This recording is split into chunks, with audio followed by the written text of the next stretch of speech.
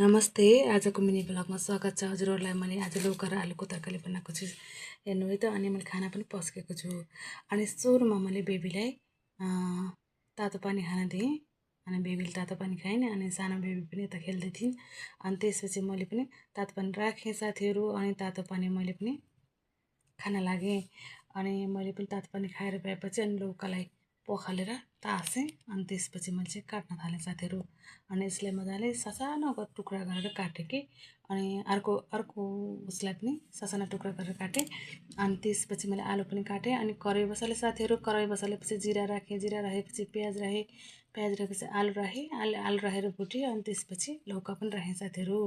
अनि लौका राखेर एकछिन छोपेँ। अनि छोपेपछि फेरि मैले लसुन, अदुवा, टमाटर अनि धुलो खुर्सानी के रातो मैले घरमै बनाएको खुर्सानी त्यसलाई पनि राखेँ साथीहरू। अनि मेरो हेर्नु त एकछिन छोपेर पकाएँ। अनि टमाटर पनि पाक्यो। टमाटरलाई पनि फोडेँ मजाले।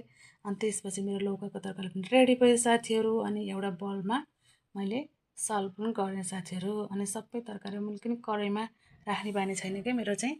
अनि मैले एउटा उसमा बलमा सल्भ पनि गरेँ, धनियाँ पनि राखेँ। अनि मेरो खाना चाहिँ पस्किँदैछु है साथीहरू। अनि मैले यही लौकाको तरकारी अनि त्यसपछि अनि यो टिमुरको छोप अनि प्याज अनि गाजर अनि गुन्द्रुकको झोल बनाएर अनि मैले खाना पनि खाएँ साथीहरू।